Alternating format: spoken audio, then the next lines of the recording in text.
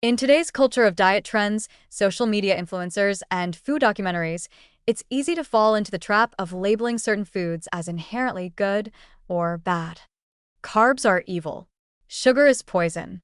Fast food is a moral failure. Broccoli is virtuous. Avocados are holy. But this black and white thinking not only oversimplifies the incredibly complex issue of obesity, it also creates a harmful mindset that can fuel shame, disordered eating, and long-term confusion about how to eat well. The truth is, food itself is not good or bad in isolation. What matters is the broader context: how much of it is eaten, how often, why it's chosen, and how it fits into someone's overall lifestyle and health conditions over time. Labeling food as bad might seem like a helpful shortcut to making better choices, but it actually backfires in most cases. When people believe that eating a slice of cake or a fast food burger is inherently wrong, they often experience guilt or shame afterward. These emotions don't lead to better choices. They often lead to secretive eating, binge-restrict cycles, or giving up entirely on health goals. The result is not improved nutrition or weight loss, but a fractured relationship with food. Over time, people may begin to associate self-worth with their eating habits, tying morality to meals, a psychological burden that makes sustainable eating nearly impossible. There's also the risk of misjudging the role of food in a person's life. A fast food meal might be the only affordable or logistically possible option for a single parent working two jobs. A sweet snack might be a small daily joy for someone struggling with depression. A plate of pasta might be a cultural staple shared at family gatherings. These foods are not bad in those contexts. They are human, social, and sometimes even necessary. What becomes dangerous is not occasional indulgence, but repeated overconsumption driven by emotional, economic, or environmental pressures. When we zoom out to see the bigger picture, it becomes clear that health is not built or broken by any one food. It's shaped by patterns, consistency, and adaptability. Even foods traditionally considered healthy can become problematic if consumed in excess. Nuts are nutrient-dense, but they're also calorically dense and easy to overeat. Smoothies made with fruit and yogurt can become sugar bombs if portion sizes explode. Brown rice, quinoa, and sweet potatoes are all good carbohydrate sources, but when piled high without balance, they can still tip someone into caloric excess. This points to a vital truth.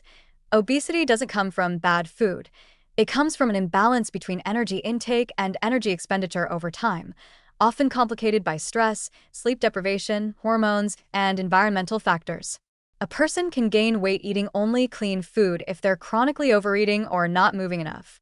The label of good doesn't grant immunity from the laws of metabolism. Moreover, the fear of bad foods can create intense anxiety that sabotages long-term health.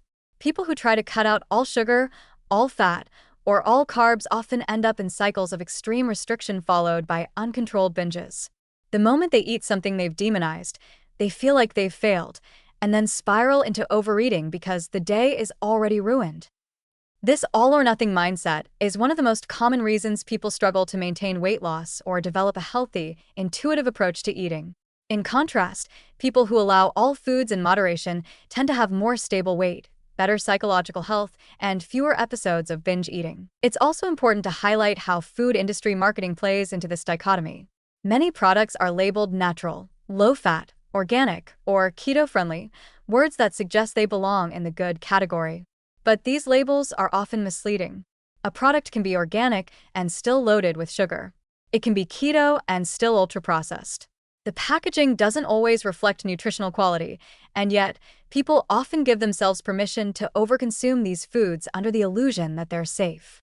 This shows how the good versus bad framework can distort judgment, leading to poor decisions in disguise. There's a powerful warning here. Clinging to the myth of good and bad food not only harms our mental health, it actually makes weight management harder. Real progress comes when we stop moralizing our meals and start evaluating them in context. What are your goals? How does this food make you feel physically, emotionally, and socially? Does it support your energy, your digestion, your mood, and your sense of enjoyment? Is it part of a pattern that helps you thrive, or is it contributing to fatigue, inflammation, or disordered eating? These are the questions that matter, not whether a food fits into someone else's rules. Instead of fearing food, we need to build a new relationship with it, one that is flexible, informed, and respectful of the many roles food plays in our lives. Eating a balanced diet doesn't mean eliminating all processed food or never having dessert. It means understanding how to include indulgences without letting them dominate.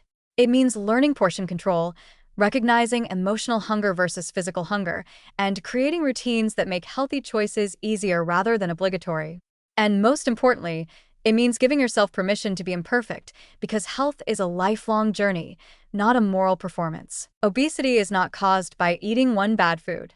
It is the result of a long, complex interplay of biological, psychological, social, and environmental factors, including but not limited to eating habits. When we stop oversimplifying it into a battle between good and bad food, we can begin to develop real, lasting solutions, rooted in compassion, balance, and science, not shame.